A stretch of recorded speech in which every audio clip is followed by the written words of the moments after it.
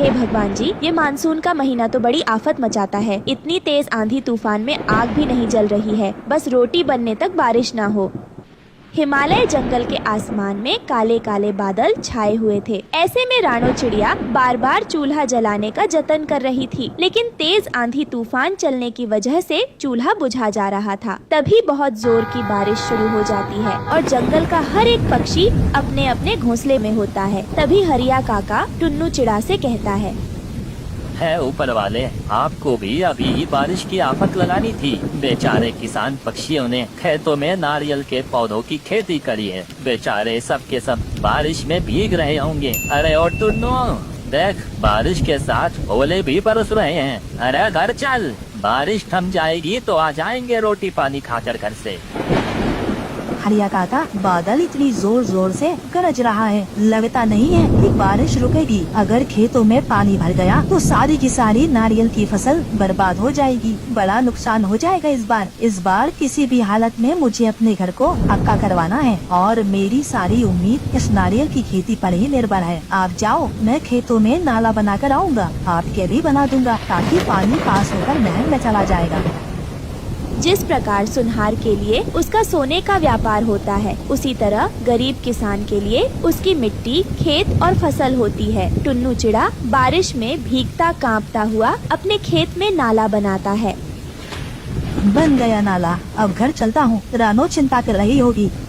तभी बहुत से पक्षी बारिश में भीगे हुए नारियल के पेड़ों पर आकर बैठ जाते हैं, जिससे एक नारियल टपक कर नीचे गिरता है, जिसे लेकर टुन्नू चिड़ा घर आ जाता है, जहां बारिश का पानी रोकने के लिए रानो और उसकी बेटी गुड़िया बर्तन ली खड़ी थी।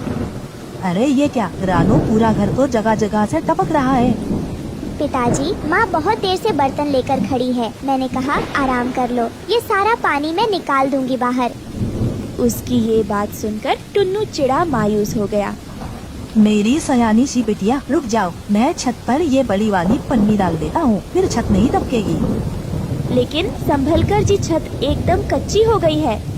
थोड़ी देर में बारिश का पानी ठहर जाता है। तभी नारियल को देखकर गुड़िया उसे खाने की जिद करती है। पापा, आप ये नारियल मेरे लिए लाए हैं ना? मुझको भूख लगी है, मैं खा लूँ। नहीं गुड़िया बेटी, यह खेत की पहली फसल है, इसको भगवान जी को चढ़ाएंगे।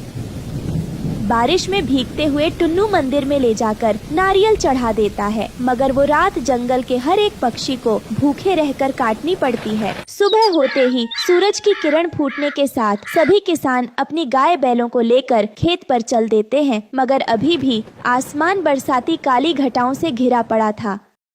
हे भगवान, इस आटे में तो केवल 3 रोटी बनी है। गुड़िया बिटिया, ये एक रोटी तू खा ले और एक पिताजी के लिए बचा देना, और एक रोटी मैं बबली काकी को दे आती हूँ। रानो बबली कबूतरी के घोंसले में आती है, जहाँ एक खाट पर वो पड़ी हुई थी। अरे रानो बेटा, कल रात तू खाना लेकर नहीं आई, मैंने तेरी बड़ी राह देखी। फिर मैंने सोचा बारिश के चलते तू नहीं आ पाई होगी। सारी उम्र बीत गई इस घास फूस के घर में रहकर और आधा पेट खाकर, ना जाने हमारे जंगल के भाग्य कब बदलेंगे। ईश्वर ने चाहा तो बहुत जल्द बदल जाएगा। काकी, इस बार तो गांव के सारे किसानों ने अपने खेत में नारियल उगाए हैं। मगर क्या फायदा इतना खून पसीना बहाकर? बेचारे गरीब किसान फसल उगाते हैं और मुखिया जबरन खरीद लेता है। मेहनत का वाजिब दाम भी नहीं देता। ला, तू रोटी खिला दे।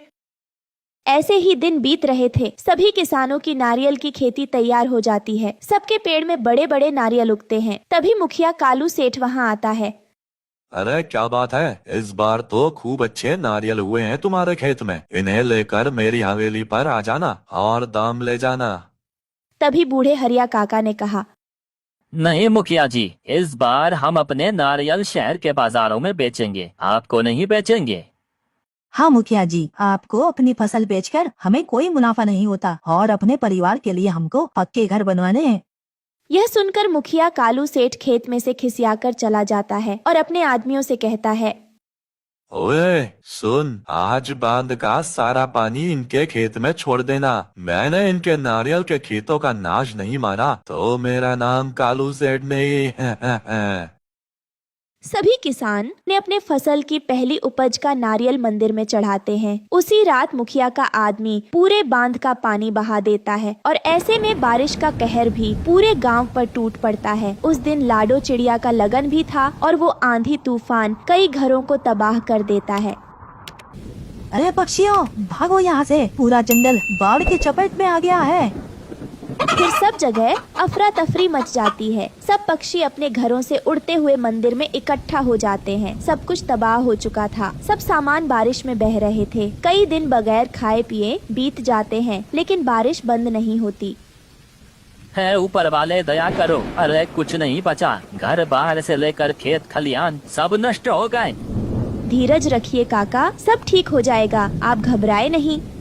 यह सुनकर गरीबी से हारा हुआ बूढ़ा हरिया तोता बिलखते हुए बोला, अरे ऊपर वाला होता तो ये तबाही आती क्या। रानो बेटा, हम गरीबों के लिए कोई चमत्कार नहीं होने वाला, हमें तो अपनी हड्डियां गलाकर कमाना खाना है। अरे कभी ये मुखिया हमारा हक नोच नोच कर खाते हैं, तो कभी ऊपर वाला हम किसानों को बारिश की मार मारता है। कई दिनों तक बारिश के कहर में भूखे रहने की वजह से सबके चेहरे एकदम मुरझा से गए थे। तभी भूख से तड़पती हुए गुड़िया ने कहा, पिताजी, मुझे बहुत जोरों की भूख लगी है, खाना चाहिए, पेट में दर्द हो रहा है, 3 दिन से कुछ नहीं खाया। बेटिया सब्र कर, क्योंकि अभी अन्न का एक दाना भी नहीं बचा हमारे पास। पूरा गांव तबाह हो चुका है। धीरे धीरे करके सबकी आशा टूट रही थी। कई दिन इसी तरह बीत जाते हैं, मानो भगवान हिमालय के जंगल में रहने वाले पक्षियों की परीक्षा ले रहे थे। सब हाथ जोड़े आंसू बहा बहा कर बारिश के थमने की विनती कर रहे थे। तभी 1 सप्ताह के बाद बारिश थमने लगती है और पानी का भाव कम होने लगता है। लेकिन पूरा का पूरा जंगल तहस नहस हो चुका था। सब हिम्मत हार जाते हैं। अरे सब मिट्टी हो गया। देखो पक्षियों, हमारे घर ढह गए। एक एक सामान जोड़ा था वो भी नहीं बचा है। ऊपर वाले, क्यों हम गरीबों पर बारिश करके हमारी परीक्षा ले रहे हो? अब बस करो, कोई चमत्कार कर दो। तभी रानो चिड़िया को नारियल देखकर उससे घर बनाने का उपाय आता है। टुन्नू जी, वो देखिए नारियल, क्यों ना हम उन नारियल से अपना घर बनाएं। इससे हम सब पक्षी इस बारिश से जरूर बच पाएंगे। भगवान ने हमें रास्ता दिखा दिया है।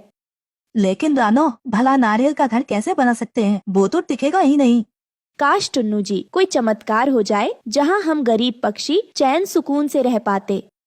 दुख के मन से जैसे ही पक्षियों ने यह कहा, तभी सभी नारियल के पेड़ जैसे सूरज की सुनहरी किरणों जैसे चमक उठे और देखते ही देखते वहां पर बड़े बड़े नारियल के घर बन गए। अरे ये क्या, ये तो नारियल के घर है, वो भी कितने मजबूत हैं। कहीं मैं कोई सपना तो नहीं देख रही। तभी उस जादुई नारियल के घर में से आवाज आती है, आज से ये जादुई नारियल का घर तुम सब का है। यह तुम्हारे परिश्रम का फल है। आप सब अब आराम से इस नारियल के घर में रह सकते हो। तुम पक्षी इस नारियल घर से जो कुछ भी मांगोगे वो तुम्हें ये घर सब देगा। अरे वाह, ये नारियल का घर तो कितना सुंदर है। इसकी दीवारें तो हमारी कच्ची घास फूस वाले घर से कितनी मजबूत है। हाँ रानो, क्योंकि ये जादुई नारियल का घर है, इसलिए ये मजबूत और बहुत सुंदर है। ऊपर वाले ने हमारी प्रार्थना सुन ली। फिर सब पक्षी खुश होकर अपने अपने लिए उस नारियल के घर से खाना मांगते हैं और कई दिन बारिश के कहर में जीने के बाद पेट भरकर सब खाना खाते हैं और जादुई नारियल के घर में खुशहाली भरी जिंदगी जीते हैं।